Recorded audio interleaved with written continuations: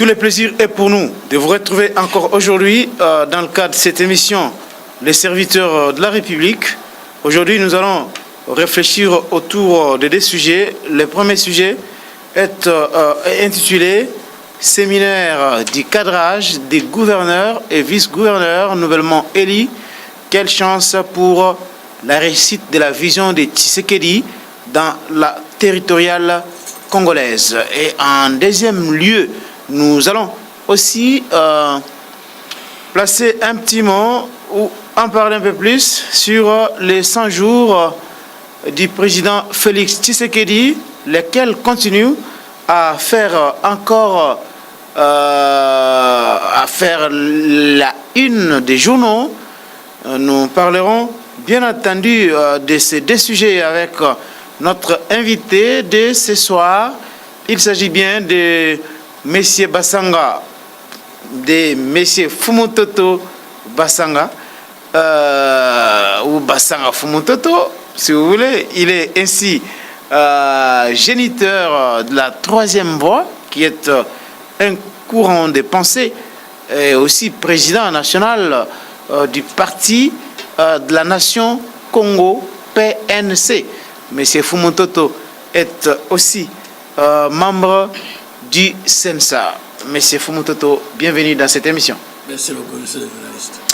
Alors, vous avez certainement appris le séminaire qui a été initié par le ministère de l'Intérieur, un séminaire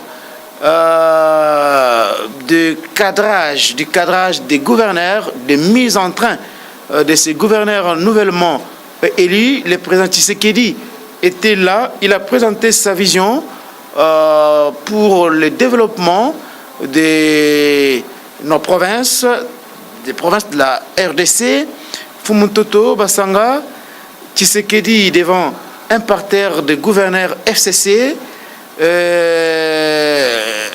Il a parlé des 4 axes, mais avant que l'on entre dans les vifs du discours du président Tshisekedi devant le gouverneur, est-ce que pensez-vous qu'avec tous ces gouverneurs FCC qui, avant qu'ils soient reçus par Félix Tshisekedi, qui soient investis par ordonnance présidentielle, sont allés voir Joseph Kabila à Ngakati, est-ce que vous pensez aujourd'hui, M. Fumutoto, que ces gouverneurs pourront véritablement servir l'intérêt du Congolais, connaissant la manière dont ils ont été élus à coups d'espèces sonnantes et trébuchantes, vous pensez que ces gouverneurs-là, parmi lesquels il y a même ceux qui ne savent pas bien lire, il faut le dire, pensez-vous qu'ils seront à la hauteur de faire développer le Congo? Non. Sous Félix Tshisekedi. Non et oui. Non, parce que quand vous êtes entré avec l'AFDEL, il y a eu des séminaires idéologiques de formation pour s'imprégner de la vision des musées pour la bonne gouvernance.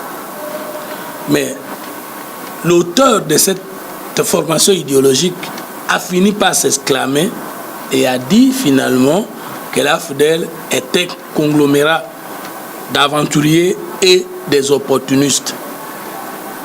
Mais à quoi aurait servi alors le séminaire ou la formation idéologique que l'AFDEL avait donnée à ses membres? Au gouvernement issu des concertations nationales, je crois, avril, décembre ou novembre 2014, quoique tous les ministres ont été en formation. Mais lors du dernier point de presse de Joseph Kabila à la nation, le président sortant, il a dit regretter pendant ces 18 ans n'avoir pas transformé les héros en Congolais. Et toutes ces formations-là, l'université de l'été du PPRD consort en Bandaka, ça aura servi à quoi si nous concluons que l'homme n'a pas été finalement transformé? Ah donc, le président de la République a fait une bonne chose d'amener les gens dans une séance de conciliation de vues. Parce qu'il est le chef de l'État, il a une vision, il a un projet de société. Mais le bilan de formation des acteurs politiques est négatif. C'est que tout en soutenant cet élan-là, il faut que nous puissions aussi évaluer et être en mesure de savoir, mais qu'est-ce qui a manqué dans les chefs de ceux qui étaient formés avant cette nouvelle ou énième formation. Ça, c'est la deuxième chose. Je suis dans les noms. Deuxième chose, mais il faut dire, mais qui va former ces gens? Parce que le préambule de la Constitution, l'alinéa 9 dispose que nous devons réaffirmer notre volonté imprescriptible et inaliénable de développer notre vie sociale, économique et culturelle selon notre génie propre. Il n'y a pas de système politique type. Chaque peuple a droit à une destinée spirituelle. Ça veut dire que chaque peuple a une promesse que Dieu lui a donnée, à une marche personnelle, à une identité et un ADN que notre peuple ne peut pas avoir. Chaque peuple du monde manque ce qu'aucun autre peuple ne peut lui donner.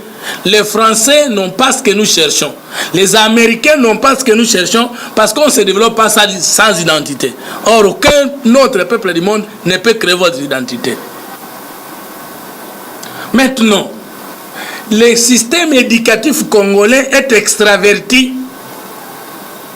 Tous les grands professeurs d'université, tous les grands professeurs d'université et tous les grands enseignants prennent les pensées des autres pour les appliquer chez nous. On parle de la tropicalisation du développement en Afrique.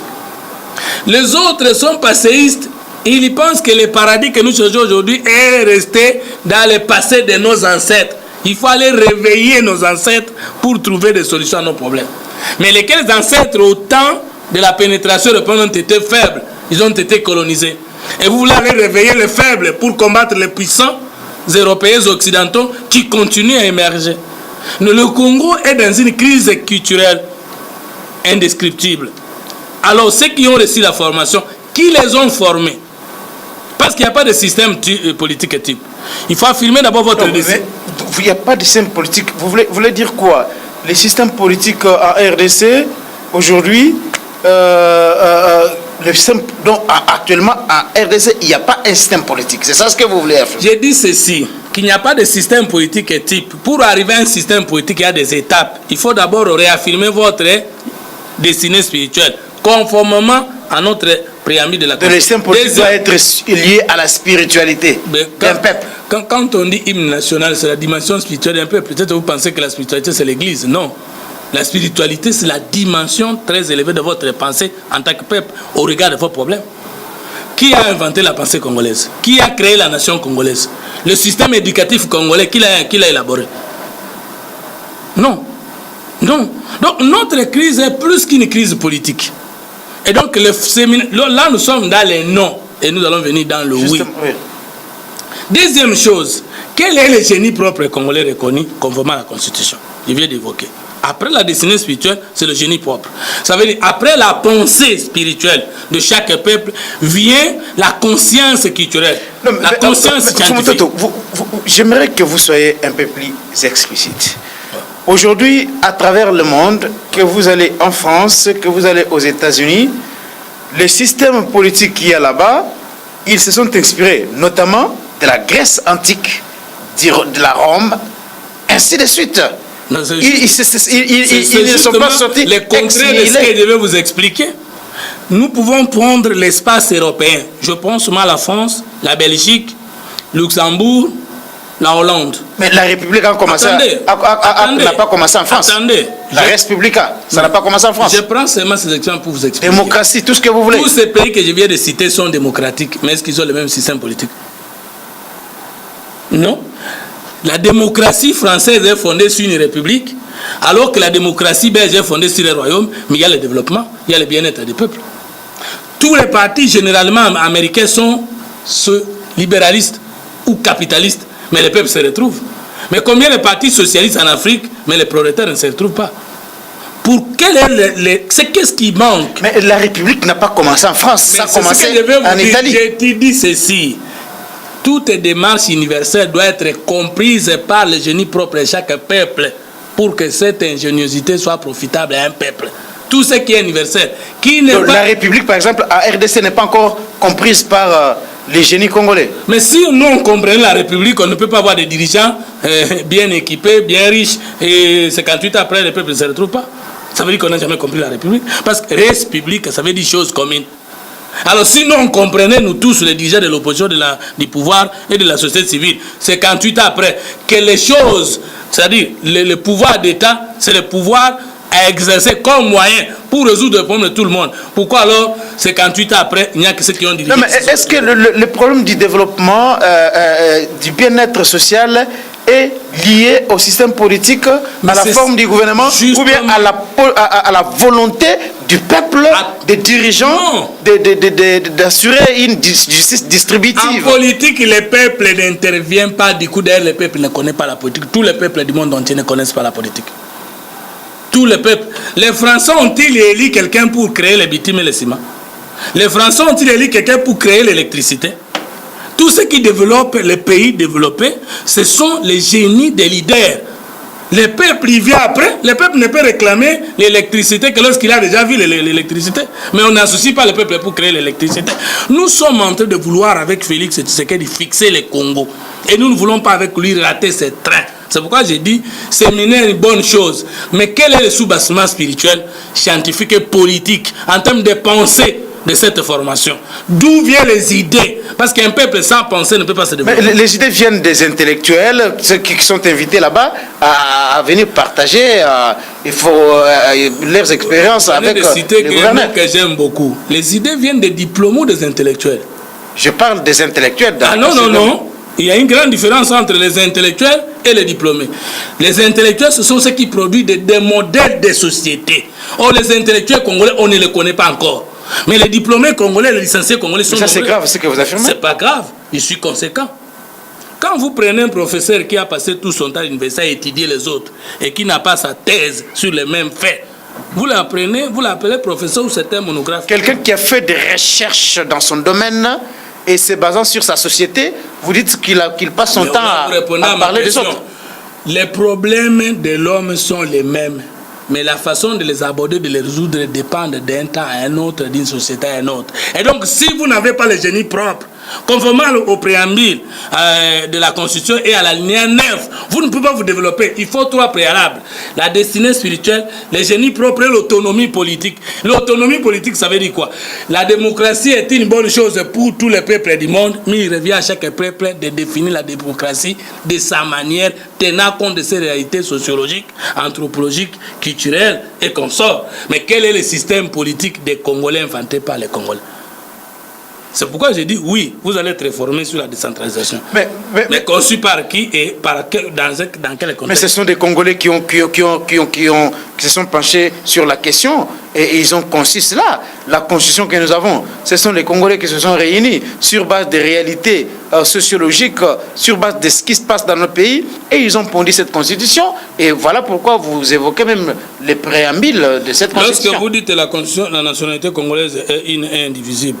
Et non concurrente et exclusive, si vous voulez. Une indivisible, on ne peut pas la détenir concurremment avec une autre. La nationalité congolaise est exclusive. Ça veut dire, une fois que vous avez une autre nationalité, celle-là chasse la nôtre. C'est ce que ça veut dire exclusive. Hein? Que peut-être que les Congolais n'ont jamais analysé. C'est la nationalité la plus faible du monde entier. Est-ce que c'est normal d'avoir une nationalité qui ne supporte pas l'arrivée d'une autre nationalité? Moi, je suis Congolais. Mais une fois que je détiens une autre nationalité, la mienne d'origine est perdue. Vous trouvez ça normal? Nous avons réfléchi pour ça. Ou bien on devait dire la nationalité congolaise est une et ne peut pas être détenue avec l'autre. Elle repousse l'autre. Mais nous avons une nationalité faible qui est repoussée une fois que j'ai une autre nationalité. C'est logique. On a réfléchi. On a compris ce que ça veut dire. Une est exclusive. Dès que vous avez une autre là, exclusive, ça veut dire l'autre là chasse la nôtre. C'est ça logique, fondé. Mais cette constitution, vous dites bien que ce sont les Congolais qui l'ont élaborée. Mais avec la pensée de qui? Parce que Léopold, lorsqu'il avait envoyé les missionnaires protestants catholiques au Congo, il a dit « Enseignons-nous à croire et non à raisonner ». Est-ce que nous avons cessé d'être pris dans ce piège-là? Pourquoi vous souciez-vous de supporter les études de vos enfants et non des miens? Et la réponse est très simple. Parce que ces enfants-là, vous les avez eu avec votre femme avec beaucoup de peine. Et que les miens, vous ne connaissez pas, d'où ils sont venus. Les connaissances scientifiques non inventées par vous-même ne peuvent pas donner la conscience professionnelle. Voilà pourquoi nous avons beaucoup d'ingénieurs, mais avec des routes mal construites. Nous avons beaucoup de diplômés en économie, mais avec l'inflation à côté. Nous avons beaucoup de docteurs aux affaires, mais avec un peuple paupérisé. Parce que nous sommes inconscients scientifiquement, et cela se justifie seulement par le fait que nous n'avons pas affronté ces sciences-là, et elles sont devenues étrangères à notre souffrance. Alors, ça, donc, vous êtes encore dans les noms, et vous passez maintenant dans les noms pour dire que c'est une bonne chose, mais il y a eu beaucoup de formations. Mais qu'est-ce que ça a donné? Mais vous êtes quand même dubitatif. Vous ne croyez pas que cette énième formation peut fondamentalement changer les gouverneurs qui sont en fait les représentants du président de la République en province? Et le président leur a dit que vous êtes... nous sommes dans l'époque où c'est d'abord le peuple. Ils ont été élus par les élus. Mais c'est là que je vais chuter pour entrer dans le positif. C'est que le problème de la science, depuis qu'elle a existé, elle ne résout pas le problème de la moralité ou de la discipline. La science n'a pas été inventée pour résoudre le problème de la volonté, de la moralité, de la discipline ou même de la conscience.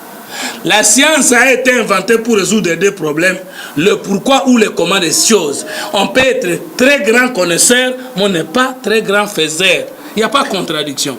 Maintenant, ce qui nous a manqué, ce n'est pas qu'on ne connaissait pas. Mais ce qui nous a manqué, c'est qu'on n'a pas appliqué ce qu'on a connu au profit de notre peuple.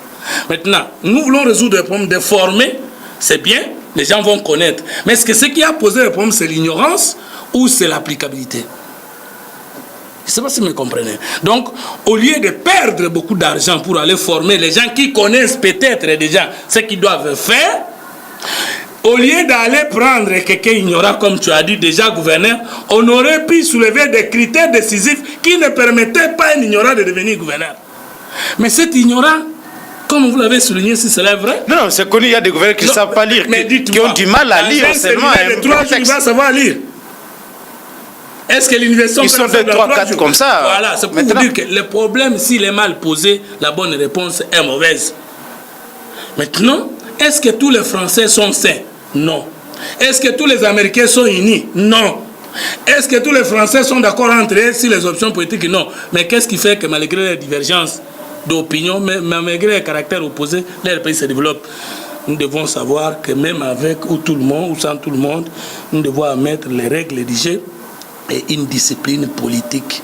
Et c'est ce que nous attendons du président de la République. Alors, donc, maintenant, là, vous avez fini avec les noms. Les noms. Et le oui maintenant? Les oui maintenant. Pourquoi vous êtes d'accord avec ces séminaires? Nous ne pouvons pas condamner les Congolais à l'imperfection. Parce que les restes du monde ont passé les mêmes étapes, connu les mêmes étapes de l'inconscience politique, inconscience spirituelle, inconscience scientifique. Les autres ont connu. Même de l'histoire, ils ont dit, ça n'est fini, il est possible que nous puissions travailler pour notre peuple. Et nous ne pouvons qu'apprécier le président qui dit, il faut mettre la connaissance à l'avant-plan. 2, on ne peut pas avoir un président de la République qui a une vision et un gouverneur qui a une autre. Parce qu'il n'y a pas de président de la République. Il y a un seul président de la République. Et comme le chef de l'État l'a dit, chacun des gouverneurs représente dans son entité géopolitique et administrative la vision, la personne spirituelle, morale, physique du chef de l'État. Et donc, s'il n'y a pas conciliation de vie, ce n'est même pas conciliation de vie, s'il n'y a pas capacité de pénétrer, de saisir, de comprendre la vision du chef de l'État, vous irez dans votre province faire quoi? Vous allez exécuter quelle politique? Et la grande difficulté qu'on a trouvée dans le gouvernement passé, c'est qu'il y avait un gouvernement national qui n'avait pas de lien direct avec le gouvernement provincial. Les ministres par exemple, de la santé de la province n'avaient pas une politique commune avec les ministres de la santé sur le plan national. Alors que nous ne sommes pas dans le fédéralisme, nous sommes dans la décentralisation. Ça veut dire qu'il mais avec des compétences bien déterminées et reconnues à chaque province. Mais C'est-à-dire que ces provinces-là ont des compétences, mais ces provinces-là n'ont pas de loi spécifique dans le sens fédéraliste du terme. Ça veut dire que la décentralisation, ce n'est que l'amendement de l'interisme. Ça signifie que le président a le pouvoir, a l'obligation d'expliquer, d'expliquer sa vision au gouverneur. Sans quoi, il y aura blocage. Pourquoi je dis c'est positif? Parce qu'il faut quand même nous puissions regarder dans la même direction. Nous allons revenir justement sur ça. Deuxième chose. Oui, c'est une bonne chose. Vous avez posé la question. Félix Tshisekedi Antoine Tshilombo veut former les gens, alors qu'à côté, ces gens-là répondent aux invitations de Kingakat. Ce n'est pas contradictoire. C'est notre constitution. Quelqu'un peut gagner la majorité populaire pour être président de la République, et quelqu'un peut gagner la majorité parlementaire d'où vient le Premier ministre ou la coalition. Et donc, lorsqu'il y a coalition, il ne s'agit pas de l'unité, il s'agit de l'union. Et lorsqu'il s'agit de l'union, les composantes restent autonomes, mais apprécient ce qui les unit avec les autres, au nom du principe de collectivité. Et lorsqu'il y a coalition, il y a toujours des visions d'État à gérer. La vision d'État du président et le programme du gouvernement du Premier ministre. C'est là le problème. Le président a donné les 4 piliers, 4 axes. 4 axes, oui. C'est une bonne chose. En termes de vision et projet de société, il n'y a pas de contradiction. Mais ces projets de société doivent subir les amendements du programme du Premier ministre qui ne vient pas de sa famille politique. Un programme qui sera défini en concertation avec le président. Le Premier ministre. Article 91 de la Constitution. Oui. Or, vous comprenez par là que on ne peut pas empêcher aux gouverneurs issus du FCC de rencontrer leur autorité morale. Or, le président de la République n'est pas réductible au niveau de l'autorité morale. Le président de la République est le patron le plus important de toute la République démocratique du Congo. Il est même le patron de la Mouka. On ne peut pas le réduire à être autorité morale d'une famille politique. On ne peut pas refuser à Joseph Kabila la capacité de coacher ces gens. Mais il s'agit des alliances politiques. Si aujourd'hui ils ne s'attendent pas, ils peuvent aussi se séparer. Mais est-ce que les gouverneurs qui jusqu'à aujourd'hui répondent encore à Kingakati, est-ce que ces gouverneurs faciliteront la tâche au président de la République? Est-ce qu'ils ne s'opposeront pas au président de la République, sachant que le président n'est pas de leur famille politique? Voilà pourquoi on a toujours voulu en politique que celui qui a gagné la majorité populaire pour être chef de l'État puisse aussi au même moment gagner la majorité parlementaire pour qu'il puisse avoir les moyens de sa politique. Mais nous disons ceci, que dans la vie les choses ne sont ni impossibles, ni faciles. Mais est-ce que nous voulons favoriser nos égos pour détruire notre peuple? Non. Tout est fonction de la stratégie, de l'intelligence sociale et économique du chef de l'État. Il n'y a pas de contradiction d'avoir un président de la République ici d'une famille et une majorité parlementaire ou coalition ici de notre famille. Ça se fait à travers le monde. En Allemagne, avec Merkel. En France, avec Chirac et consorts. Ça a eu lieu. Le blocage ne peut être que de notre mauvaise volonté. Mais le blocage n'est pas naturel. Parce qu'il y a un seul président de la République, c'est Antoine Félix Tshilombo. Alors, est-ce qu'il y a le problème? Monsieur Fumutoto, le président Tshisekedi a parlé des 4 axes. Il a parlé de l'homme, il a parlé de la croissance économique, il a parlé de la bonne gouvernance et il a parlé de la société solidaire. Est-ce que pensez-vous qu'aujourd'hui, le développement des provinces, le développement de la RDC ne peut que s'articuler autour de ces axes? Oui et non. Non, parce que quand vous dites que le pays a beaucoup d'axes et qu'on a parlé de 4 axes, on peut dire que le fait qu'on aura oublié notre axe, alors qu'il s'agit du président de la République qui doit gérer l'effectivité du pouvoir d'État, là nous disons qu'il y avait lieu d'aller loin. Mais c'est un problème d'approche. Si nous disons axe homme, est-ce qu'il y a un autre axe qui ne fait pas partie de l'homme? Je dis oui, le président a tout parlé. Il a tout cité et rien n'a été oublié. Lorsqu'il dit, il parle de la croissance économique, est-ce qu'il y a un aspect du bien-être qu'on peut oublier là-bas? Je dis non, parce que s'il y a croissance économique, peut-être que d'autres dimensions nous pourrons dire. Lorsque le président parle de la bonne gouvernance, est-ce qu'il y a un aspect qui ne fait pas partie de la bonne gouvernance dans un État? Dire qu'il n'a pas ramassé tout, c'est mensonge. Mais le débat peut être sur l'articulation. Le président parle de 4 axes. 4 axes. Et ces 4 axes ont 20 piliers. Mais Joseph Kabila avait parlé de 5 chantiers. Qu'est-ce qui était mauvais là-bas? L'eau, l'électricité, l'emploi, et vous complétez. Est-ce que l'échec c'était sur le fait qu'on n'a pas tout cité ou sur le fait du problème d'homme? Mais Joseph Kabila aussi parlait de 7 axes après les 5 chantiers dans le deuxième mandat. Mais là où il regrette, est-ce qu'il regrette parce qu'il n'y a pas eu de chantier? Il y a eu des chantiers. Est-ce qu'il n'y a pas eu d'école? Il y a eu d'école. Mais s'il peut regretter que le social n'a pas entamé, où est-ce qu'on a échoué? Moi, je crois qu'aujourd'hui, on doit encore établir la question pour savoir le problème d'homme s'est posé à quel niveau. Mais parlons ça un peu. Le problème d'homme en question s'est posé à quel niveau? Oui, attendez, parce que au cours de la campagne, pendant la campagne électorale, j'ai suivi beaucoup d'acteurs politiques parler d'investir dans l'homme. Mais par moments, c'est un concept un peu vague. Il n'y a pas vraiment de contenu. Par exemple, ici, le président parle de l'axe homme. Quel est véritablement le contenu pour...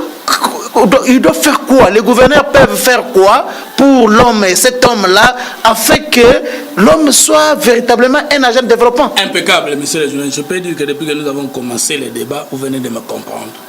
On doit éviter de vouloir satisfaire les Congolais avec des mots.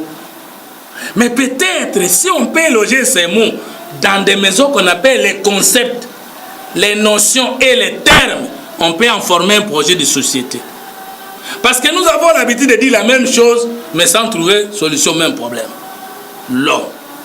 Mais qui n'a pas parlé de l'homme?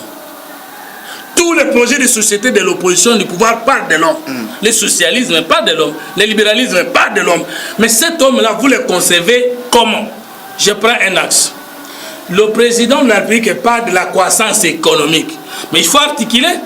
Parce que ce qui a posé problème avec Joseph Kabila, ce n'est pas la non-croissance économique. Il y a eu la croissance à 1 chiffre, à 2 chiffres, à 3 chiffres. Mais qu'est-ce qui a posé problème? C'est la croissance non inclusive.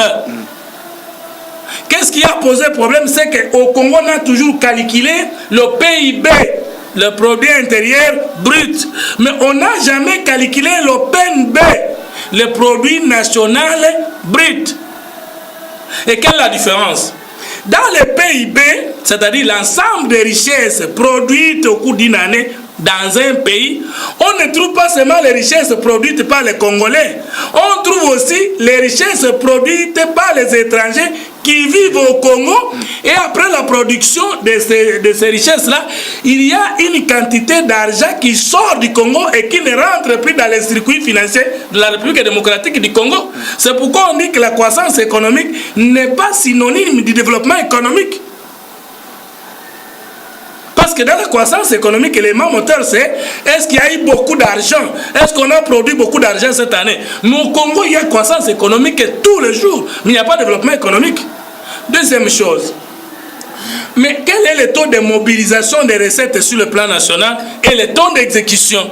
Nous avons toujours eu des budgets de 10 milliards, mais à la fin de l'année, de cette prétention, en termes de prévision budgétaire, on mobilise combien? Et si on dit on mobilise à la hauteur de 70%, mais le coulage des recettes prend tout ce qui reste et le peuple bénéficie quoi?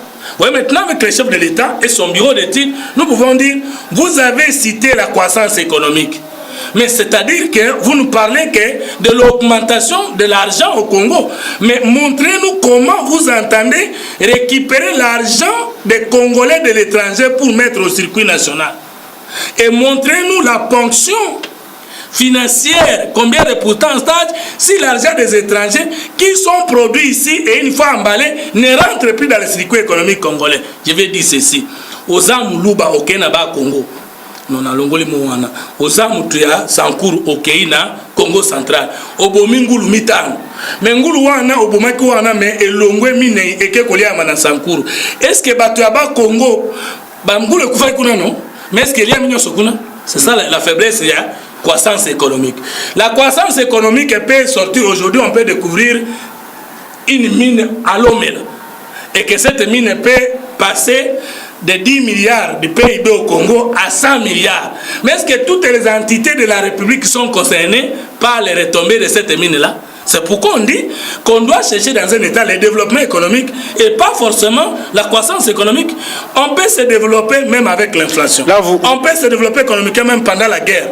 Mais avec la croissance économique, on ne se développe pas parce que Matata Moussitu n'ont fait que nous donner la croissance économique. Vous voulez parler de l'expansion du marché intérieur, le développement du pouvoir d'achat des Congolais. Il faut être fondé sur 3 secteurs.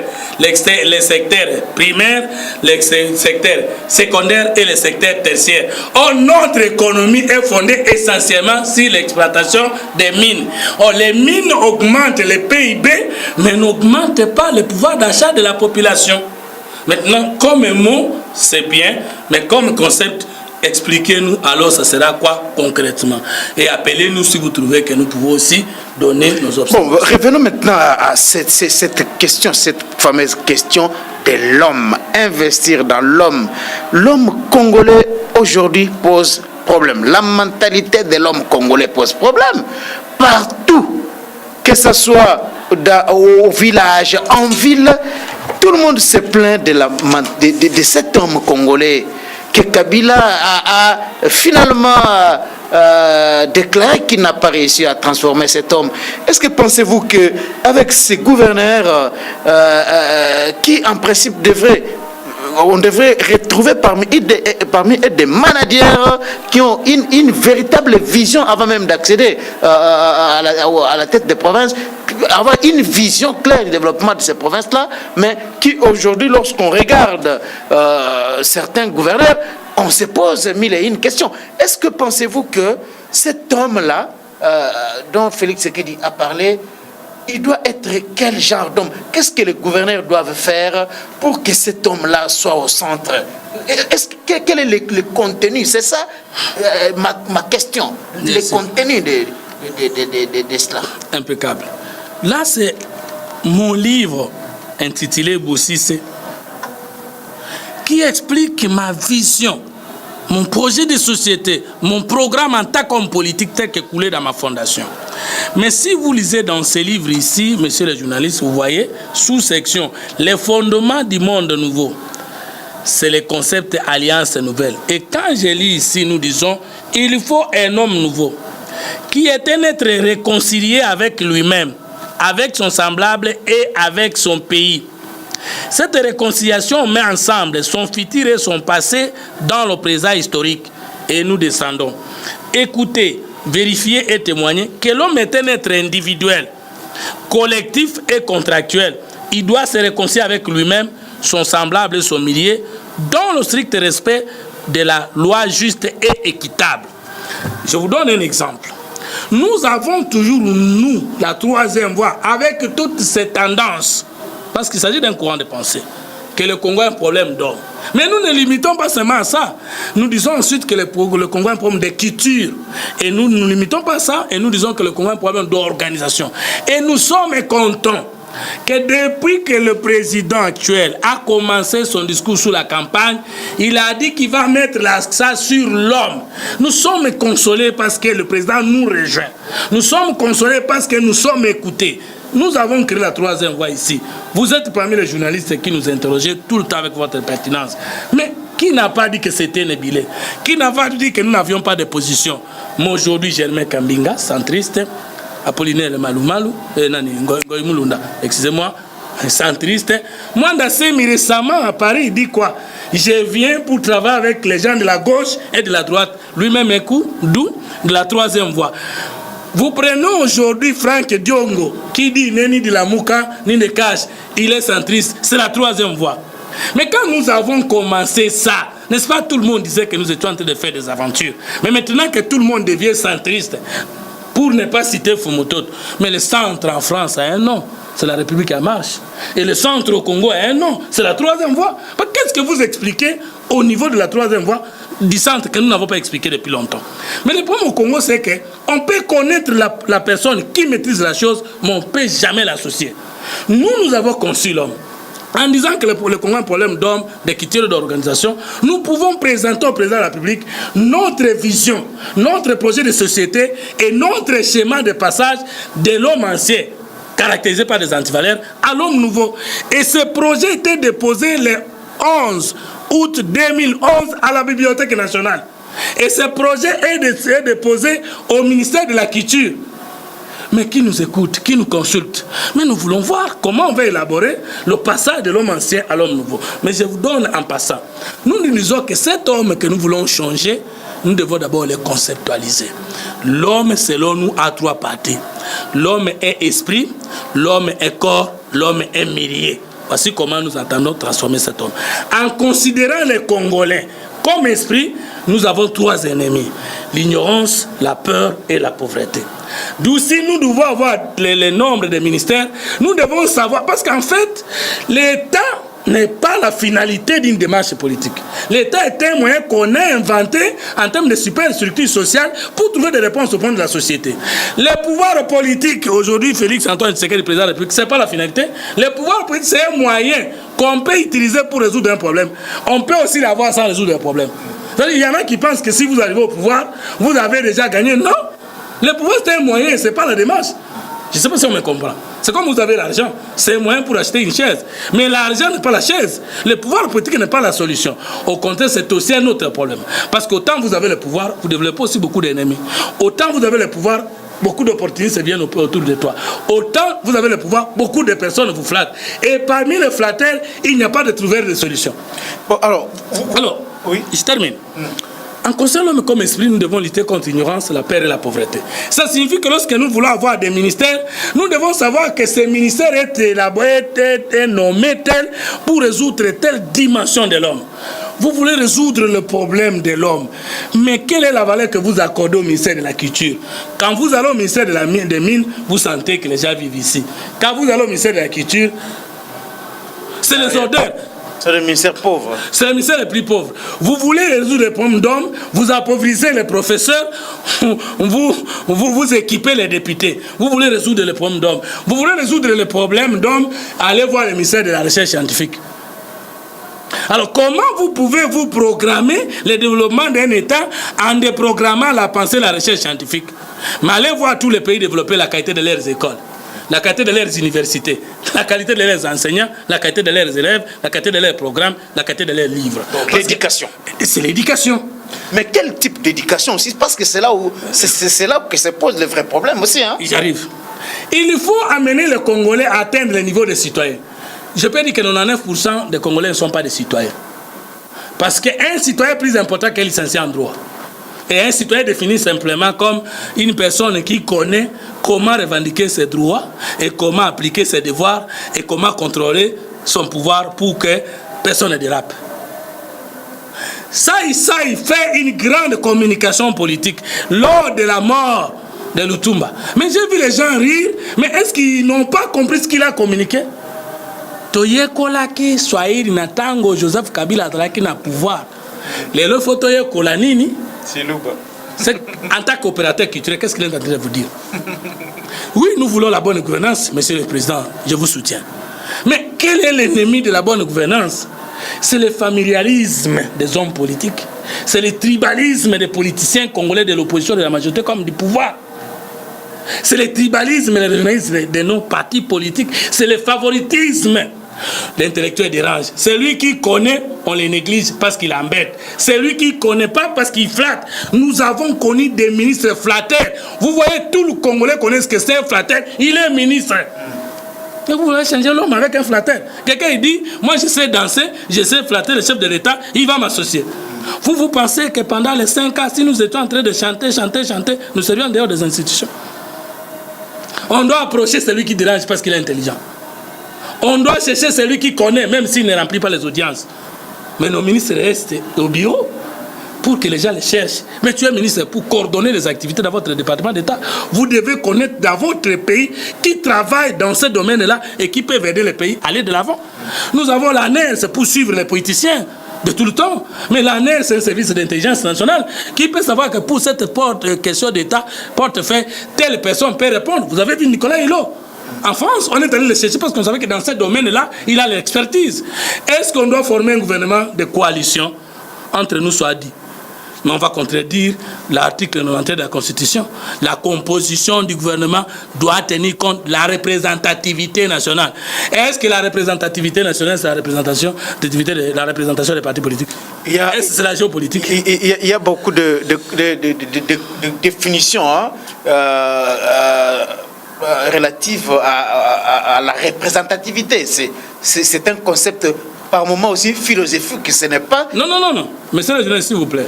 S'il peut exister beaucoup de sentiments et de passions autour de cette définition, mais il n'existe pas beaucoup de facultés de droit à l'UNIKIN, il n'existe pas beaucoup de facultés de sciences po à l'UNIKIN, il n'existe pas beaucoup de facultés de mathématiques. C'est question de savoir cette question, qui est expert dans cette question ou chercheur. Il y a en sciences politiques une grande différence entre la géopolitique, la géostratégie et la représentativité nationale. Si vous voulez prendre un gouvernement où les aires linguistiques sont représentées, c'est la géopolitique, ce n'est pas la représentativité nationale. Si vous voulez prendre un gouvernement où les partis politiques de l'opposition sont là, tout ça, c'est le gouvernement de consensus ou d'ouverture, ça ne s'appelle pas représentativité. Mais si nous voulons définir la nation, mais le préambule de la Constitution, là, on définit l'opposition, nous, opposition, pouvoir, la majorité au pouvoir, donc la classe politique et les forces vives de la nation. C'est ça la nation. Quand vous prenez les socialistes, les libéraux et les gens de la troisième voie, ça représente une nation. Mais si vous les prenez sans prendre la corporation des journalistes, ça représente une nation. À ce moment-là, on aura un gouvernement de 200 ou 300 membres. De représentativité. Doit tenir compte de la représentation. On n'a dit même pas représentation nationale, représentativité nationale. C'est-à-dire toutes les forces vives de la République. Mais pour les sélectionner en termes de statistiques, on peut même avoir un gouvernement de 25 personnes. Ce n'est pas un problème. C'est question de réussir à respecter la Constitution. Alors, je revenais pour dire, en considérant l'homme comme corps, nous pensons qu'il faut lutter contre 3 ennemis. Comme nous avons dit, lutter contre l'ignorance, la peur et la pauvreté. Comme corps, nous voulons lutter contre la malnutrition, la maladie et l'insomnie. Et en considérant l'homme comme milieu, nous pensons que nous devons lutter contre l'enclavement, la pollution et l'insalubrité. Voilà, nous disons que l'homme a 3 parties. Il faut ériger dans lui 9 chantiers. Les écoles de qualité, les centres de qualité, les formations sur le droit de l'homme de qualité et la politique nationale de l'équilibre dans l'exploitation et la protection du capital national, du capital naturel et culturel. C'est trop simple. Et comment faire? Nous avons tout un schéma pour y arriver. Mais si vous dites, nous allons investir à l'homme, oui c'est bien, mais comment? Comment? Et nous attendons que le président de la République puisse se lancer, si je peux lui proposer un forum culturel, de prendre le cerveau. Qui a conçu la Chine? C'est Confucius. C'était une personne. Et moi, venir l'exécuter. On pense que l'intelligence pour concevoir le Congo, on doit consulter tout le monde. Il y a beaucoup d'essayistes au Congo. Il faut les écouter. Il y a beaucoup d'inventaires au Congo. Il faut les écouter pour dire, j'ai un projet de transformer l'homme congolais. Vous appelez les penseurs et ils vont... Alors, parce que le président de la République a parlé premièrement de l'homme en s'adressant au gouverneur. Est-ce que pensez-vous que dans 5 ans, ces gouverneurs réussiront à transformer l'homme congolais avec l'appui du chef de l'État? C'est très simple. Si le président de la République met l'homme qu'il faut à la place qu'il faut, il y respecte les lois de la République et la Constitution et donne des sanctions exemplaires, ça va changer. Donc l'homme ne doit changer seulement que grâce aux sanctions? Non, il y a des dimensions de changement de l'homme. Il y a la moralisation et la contrainte.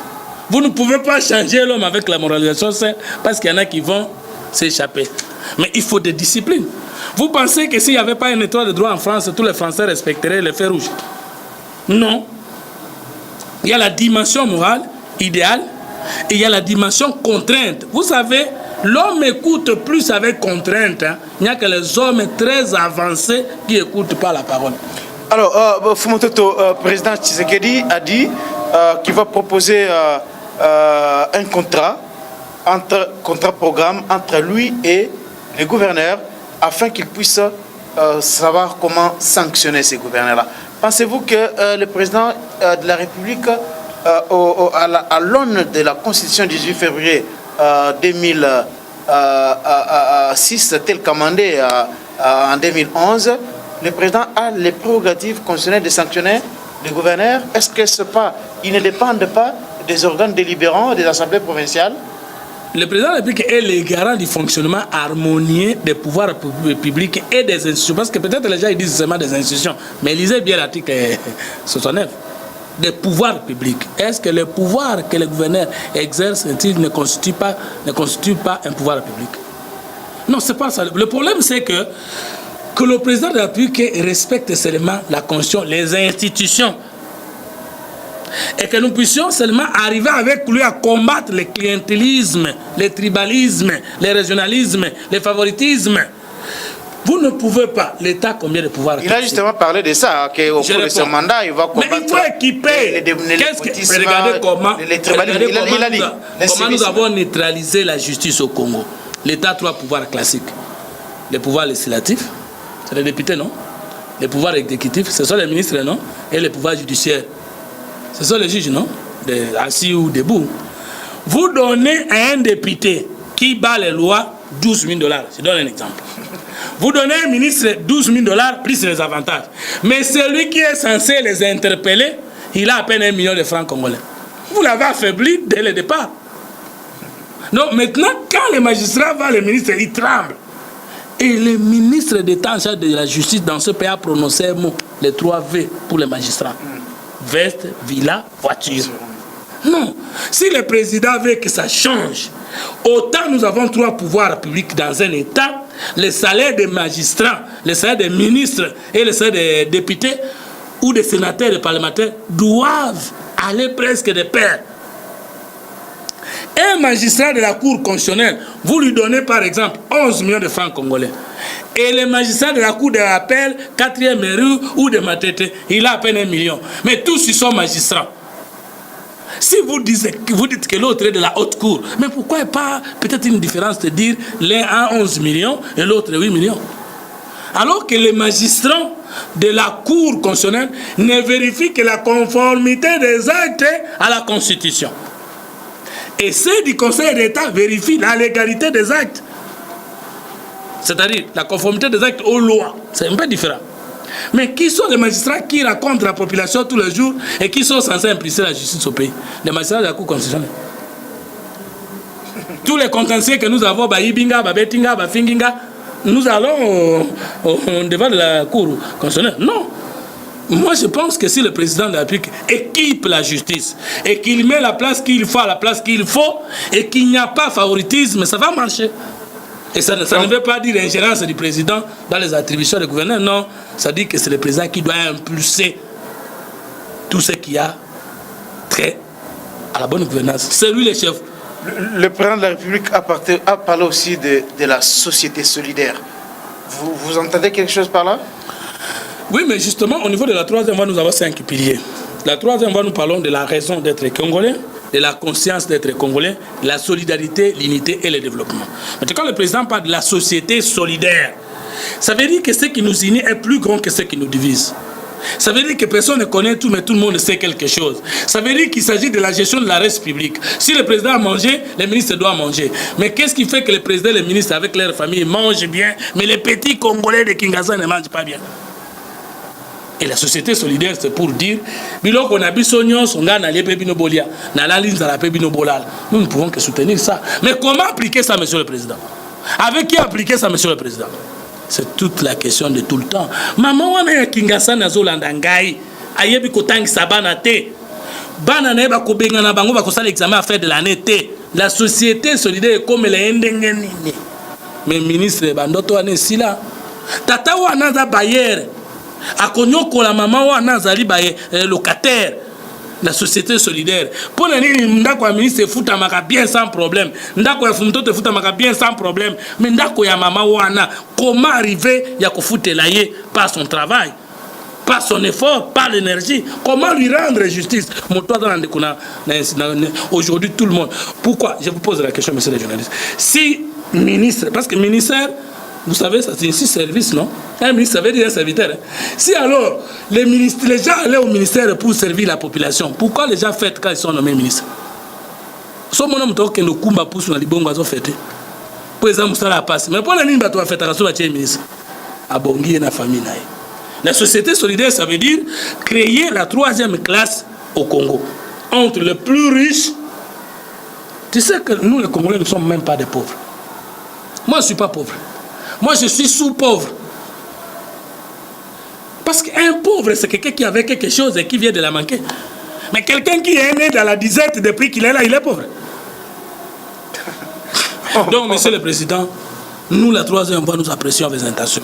Mais monsieur le Président, nous vous disons que c'est toujours l'entourage qui a toujours tué le Président. Monsieur le Président, nous vous disons que c'est toujours la famille qui a toujours tué le Président. Monsieur le Président, nous disons toujours que c'est les membres des partis politiques qui ont toujours tué le Président. Monsieur le Président, c'est toujours lorsqu'on évite ceux qui connaissent que les problèmes arrivent. Mais Monsieur le Président, même si les gens connaissent, mais ils ne sont pas moraux. Même s'ils sont moraux, mais s'ils ne sont pas disciplinés. Monsieur le Président, vous avez toutes les chances de réussir, mais vous avez aussi toutes les possibilités d'échouer si une fois vous êtes distrait. Alors, dernier virage de cette émission. Il nous reste quelques minutes, moins de 10 minutes en tout cas. 100 jours de Félix Tshisekedi. Quel bilan pouvez-vous dresser? Largement positif. Largement positif parce que qu'est-ce qu'on attendait dans alors qu'il y a des difficultés, surtout les difficultés de courant se sont multipliées depuis ces derniers 100 jours. Hein? Non, mais ça, nous l'avons remarqué dans nos quartiers. En tout cas, le problème de courant s'est encore accentué. Moi, je ne peux pas juger, en tant que politologue, hein, c'est cette faiblesse-là, je ne peux pas juger un président qui n'a pas encore un premier ministre dans les 100 jours. Parce que le président a une vision, le président a un projet de société, mais qui doit articuler ça en programme? Qui doit mobiliser les recettes pour y arriver? Le président Tshisekedi aura connu combien de gouvernements? 3. Le gouvernement de l'ancien président Joseph Kabila, qui est Tchibala, et les autres. Ce n'est pas son gouvernement. On ne saura pas le juger avec ce gouvernement. Le gouvernement démissionnaire de Tchibala, qui est un deuxième gouvernement. Parce qu'il me pose la question. Les gens ont démissionné, ça veut dire qu'ils ont reçu déjà les comptes finaux. Revient-il ou même déjà de continuer à gérer le pays? Mais il y a les secrétaires généraux de chaque ministère. Si nous trouvons qu'on ne peut pas avoir un premier ministre dans la précipitation, si nous attendons que le président Joseph Kabila sorte, et le président Félix Tshisekedi doivent encore prendre langue pour continuer à nous chercher les oiseaux là. Moi, nous pensons que mieux vaut tard que jamais. Mais remettons les choses dans le système traditionnel. Si vous n'êtes pas inventeur de quelque chose, il faut respecter ce que les autres ont inventé. Or, nous, les Congolais, nous ne voulons pas inventer, nous ne voulons pas respecter les principes de ceux qui ont inventé. Dites-moi, nous voulons rester avec un ancien gouvernement qui a déjà démissionné pour combien de temps? Parce que ceux qui sont au gouvernement, ils sont contents parce qu'ils disent peut-être que je n'aurai pas le temps de rentrer. Démissionnaires, mais ils n'ont pas encore démissionné. Tchiba n'a pas encore remis officiellement sa démission au président de la République. Le gouvernement tombe avec la démission ou la déchéance du Premier ministre. Ça, c'est la Constitution. Ça, c'est le droit administratif. Ce qui n'est pas encore le cas aujourd'hui. Le Premier ministre n'a pas encore remis sa démission au président de la République. Ok. Le Premier ministre n'a pas encore remis sa démission au président de la République. J'accepte ce que vous dites, mais je vais vous démontrer politologiquement qu'il a démissionné. Le Premier ministre est investi au Parlement une fois que son programme est accepté. Et le programme du Premier ministre vient de la vision du chef de l'État. Le Premier ministre Tchibala est en train de gérer le pays avec la vision du chef Kabila de Félix Tshisekedi. Les 100 jours figurent dans l'ancien programme. Les axes prioritaires 4 et les 20 piliers figurent là-bas. Il y a déjà rupture. Non, moi je pense que ce n'est pas bon que cette situation puisse perdurer. Ça ne profite pas à la République. Mais je suis d'accord que s'il y a possibilité de continuer, qu'on puisse remettre la gestion aux secrétaires généraux des administrations, des ministères, parce que l'État est avant tout administratif. D'ailleurs, l'État existait longtemps sans l'action politique. D'ailleurs, moi, dans ma pensée, je n'accepte pas que les sociétés privées qui sont des partis politiques puissent continuer à gérer l'État. Nous sommes en train d'inventer dans le futur, il faut qu'il y ait disparition des partis politiques. Pire, mais simplement. Parce que ce sont des sociétés créées par des individus privés qui ne sont pas des personnes morales. Pourquoi alors ces personnes doivent arriver à la tête de l'État géré? Donc, l'État, c'est l'administration. L'État, c'est la justice. L'État, c'est la fonction publique. Alors, vous jugez ce bilan largement positif. D'un côté, vous dites, vous ne pouvez pas juger en tant que politologue. C'est contradictoire. Non, j'ai dit ceci. En tant que politologue, j'ai donné un jugement de valeur par rapport au concept et à la pratique politique du monde entier. Mais positif, pourquoi? Qu'est-ce que nous attendions de Félix? un président qui a le sens d'écoute. C'est fait. Qu'est-ce que nous attendions de Félix? Un président qui... Dans les 100 jours, vous attendez de lui tout ce qu'il avait promis lors de son discours le 2 mars. Est-ce que le 2 mars, le président de la République a dit « Je ferai seulement les chantiers de route dans les 100 jours et c'est fini ».